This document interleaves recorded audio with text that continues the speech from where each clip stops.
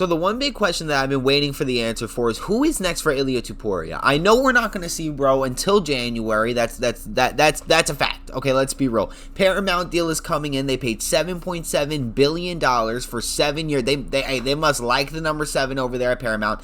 Ilia Topuria is the face of the UFC right now.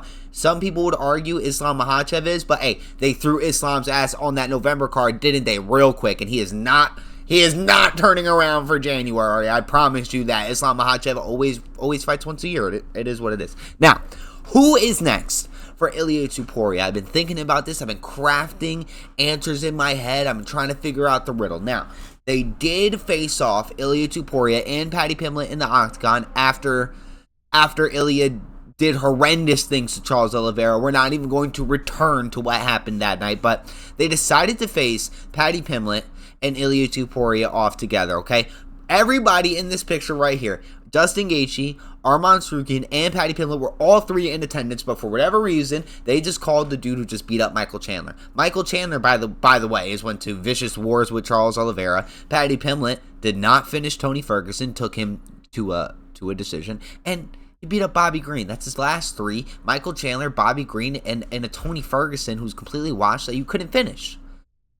Okay, Arman Tsarukyan we have not seen in the octagon in over 500 days. In almost 2 years, we have not seen Arman Tsarukyan in literally almost 2 years. Now, he is slated as the number 1 contender, yes. His last scheduled fight that he was supposed to show up at, we all know he pulled out, was against Islam Makhachev in California, and my boy pulled out due to back spasms because apparently ADdypimblett was in his room and he was doing handstands and spinning around the room and doing like a little acrobatic show up there. Hey, I get it. I don't get it. If I had a championship fight, I do not care about ADdypimblett. I'm going to go make weight. Hey, that's my goal. Now, the wild card in this graphic, because if you ask me, if you say, hey, E-Rock, who do you personally think has the least chance of fighting Ilia Topuria? It's Arman Tsarukyan. Absolutely, it's Arman Tsarukyan. The last time we've even seen Arman step into an octagon, he went tooth and nail. Tooth and nail, by the way. Split decision victory for Arman Tsarukyan against Charles Oliveira. I told you earlier in the video, we are not returning to the horrendous actions that Ilia Topuria took on the night that he decided to fight Charles Oliveira.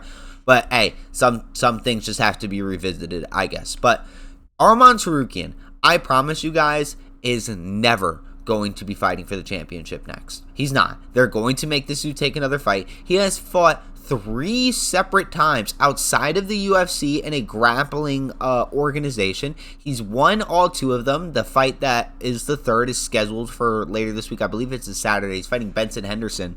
And if Arman Tsarukyan loses any of these preliminary grapple matches that he's taking on his own so he could stay sharp, those are his words, not mine, that he wants to take these grappling matches so he could stay sharp and wait for the UFC to make a call and figure out where he's going to fight. If he loses this fight, he loses all momentum. His next opponent, I promise you, will be the winner of Rafael Fiziev and Charles Oliveira. That's what's going to go on for Arman Tsarukyan. Win, lose, or draw when he goes and grapples Benson Henderson.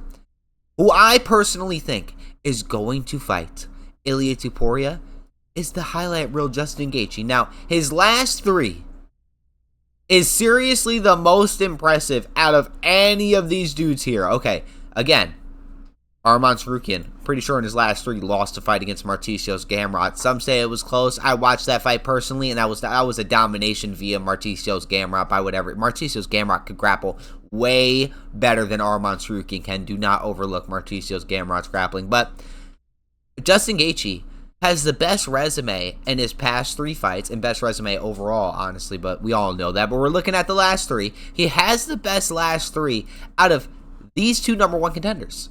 It makes the most sense. Ilia Topuria, in Ilia's last 3, has taken out all legends of the game. Charles Oliveira, Max Holloway, Volkanovski. Who out of this graphic is a legend? It's Justin Gaethje. Paddy Pimblett has never even been slated for a 5-round main event.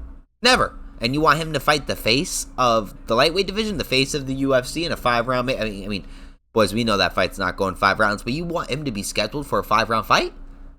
Absolutely not. We'll put the hands of, we'll put the opportunity in the hands of the dude who we know could carry the pressure. Arman got his first ever title shot main event pay-per-view and pulls out 24 hours before the fight. Paddy Pimblett's never even been slated to even main event an Apex card, right? Let's be real here. And Justin Gaethje has main evented multiple events. Honestly, co-main evented a few of them. He's main evented 2 events, I believe, off the top of the dome. Been on the biggest pay-per-view shows of all time, UFC 300. I understand Arman was on UFC 300 too, but Justin Gaethje had a way bigger spot, bro. It was like co-main event or third from the top right there.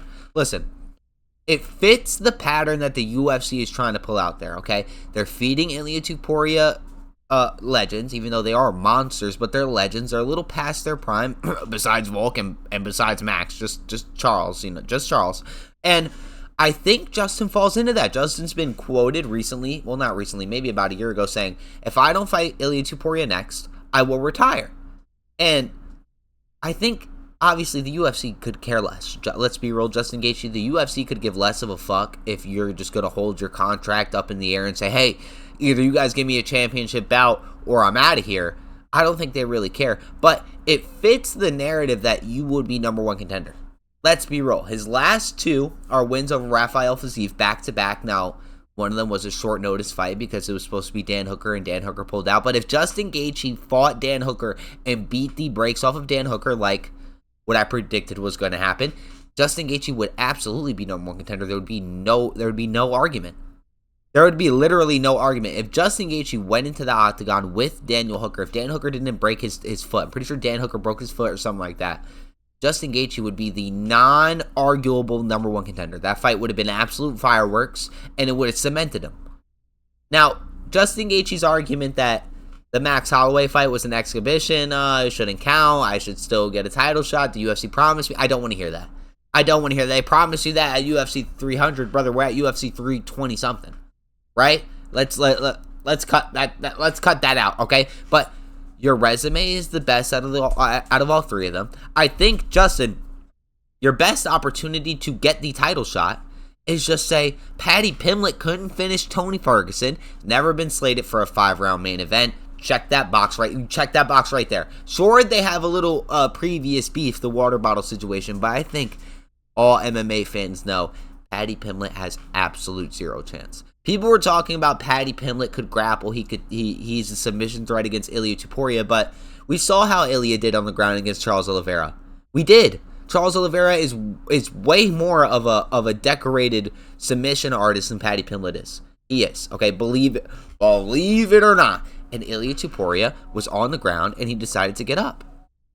Okay? Justin, please, man. Advocate for yourself. Just don't do it in that, like, I don't want to work for you anymore if you don't give me what I... Don't do it that way, because you're not going to get it. I mean, you might. I don't think they want to give this to Paddy Pimblett. I honestly don't. They don't need to worry about pay-per-view sales anymore because it's going to be on Peacock. This fight is going to be in January, so we're not worrying about pay-per-view sales. But Justin Gaethje works the best, right? Because this is obviously a filler fight. We're waiting to see the actual super fight, Ilia versus Islam. Islam said he's going to be fighting Ilia Topuria, win, lose, or draw at welterweight. So, in reality, whoever is next for Ilia Topuria is just a filler fight, and Justin Gaethje fills that gap. He will stand there, he will bang it out with Ilia Topuria, and he will go to sleep. You understand what I'm saying? Now, while we are in limbo after Ilia Topuria, sadly, Justin Gaethje, Arman Tsarukyan can figure out how to make his way to the octagon, hit the scale, make weight, and go fight somebody. And then maybe, just maybe, he can fight the winner of Merab versus Islam, of Ilia Topuria versus Islam Makhachev. All right, boys, I honestly do think that Justin Gaethje gets this. I really do. I hope so. Anyways, boys, I'm out of here.